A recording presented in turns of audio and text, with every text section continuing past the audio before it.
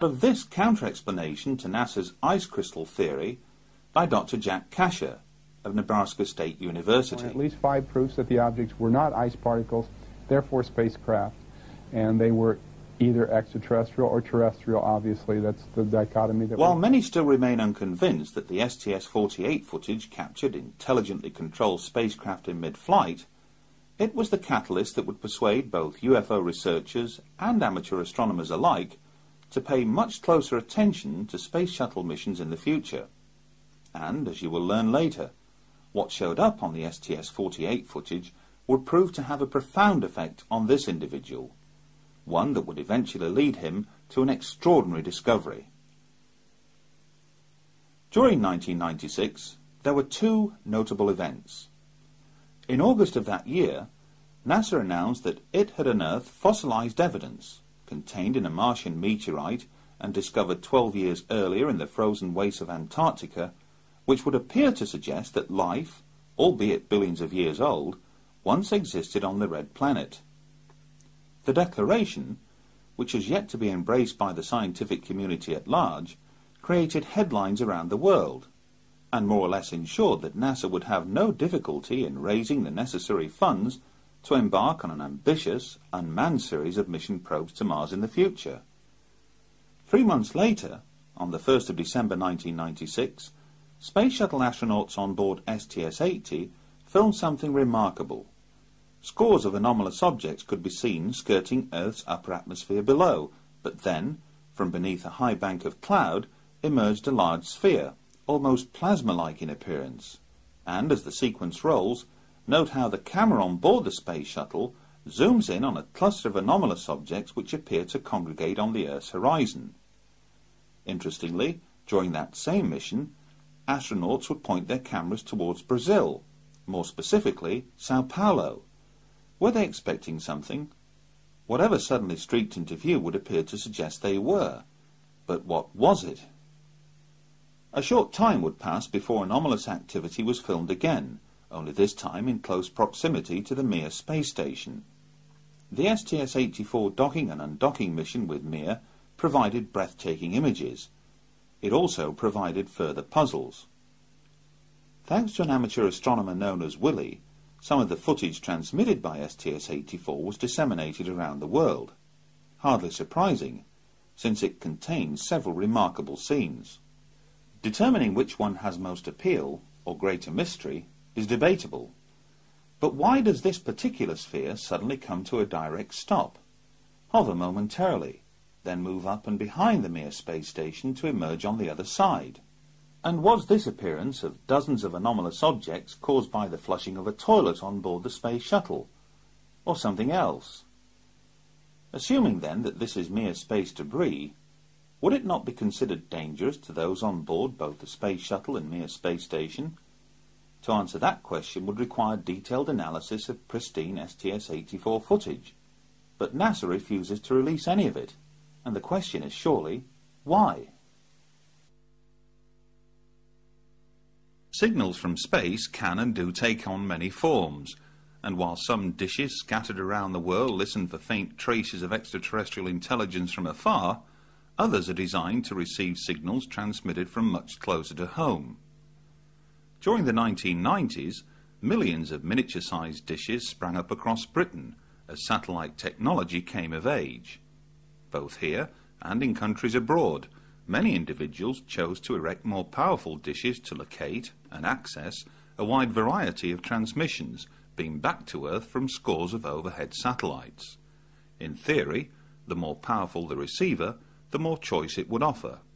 And, as we've already seen, some of those individuals chose to utilize their satellite dishes to monitor and record transmissions being down to Earth from the space shuttle. But what if one of those individuals had the means to utilize an even greater array of satellite receiving dishes, to record and subsequently log every second of NASA transmissions, from not one solitary space shuttle mission, but from several, covering a period of almost 5 years? What then? That incredible scenario first came to light late one evening in the summer of 1999, when Graham Birdsall, editor of UFO magazine in Britain, took a call on his mobile phone. The caller was Martin Stubbs, a cable TV station manager from Vancouver in Canada. For the next 45 minutes, Graham listened intently as Martin proceeded to recount an extraordinary story in which he claimed to have accessed NASA's downlink transmissions originating from numerous space shuttle missions that stretched back over a period of several years.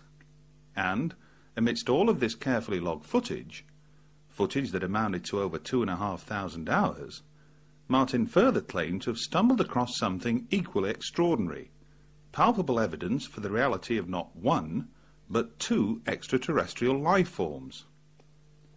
In order to fully verify these and other equally amazing claims, Russell Callahan was dispatched to Vancouver last August to meet up with Martin in person. Joining him would be Brian Borshoff, project director of the Phenomena exhibition, who flew in especially from Australia. After spending an entire week in the company of Martin, engaged in, for the most part, viewing countless hours of NASA footage, the staggering implications of what he'd uncovered soon became apparent. For although Martin had come across countless further examples of mysterious sphere-like activity, his trained eye as an experienced TV editor had picked out something else, something that he would find compelling, something that others would later find amazing. At the conclusion of their visit to Vancouver, a tri-party agreement was reached, one that would ensure worldwide public disclosure, through methods and means that would soon become apparent in the weeks and months to follow. But why, on the strength of one phone call, did Russell Callahan and Brian Borshoff travel thousands of miles to touch base with Martin Stubbs in the first place? Call it intuition, call it good luck, call it what you will, but on hearing Martin relate his extraordinary story, he sent out a signal far more powerful than that generated by any satellite. And what better means to demonstrate the point than by having Martin recount that story in his own words? Hi, I'm Martin Stubbs, and I'm a resident of Bowen Island, Canada. Bowen Island is a small island of about 3,000 people just off the coast of British Columbia. The city we directly commute to on a little ferry, 20-minute ride, is the great city of Vancouver. And it's here that I was able to discover, through NASA's own video downlinked from the shuttle, two types of phenomena that, from my estimation, should not be there. The first phenomena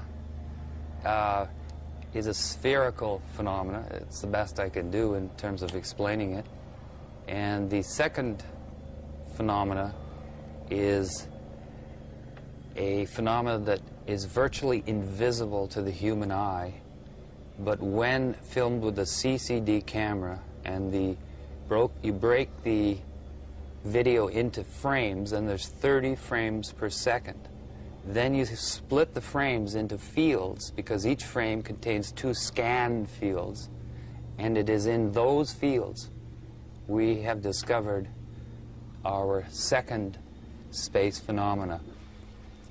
It's not a matter of finding something that is a reasonable doubt scenario. It's more about, let's just keep collecting, studying, and analyzing, and eventually the jigsaw puzzle will come together, and it's finally happened. I held a very privileged position in the city of Vancouver. I was in charge of, for the past 20 years actually, community access cable stations. And those are public stations that use volunteers, interns, make all their own programming and put it out on the cable system. Here in British Columbia and throughout the rest of Canada, we have 90% cable saturation. So it's the equivalent of having a full channel. And in my office, I had old log tapes from logging the station available, and they were supposed to be turned over after a few times, so I just piled them up. And I had VCRs. I had the means. And I talked to our technical department and asked them if they could give me my own dish. And they did. And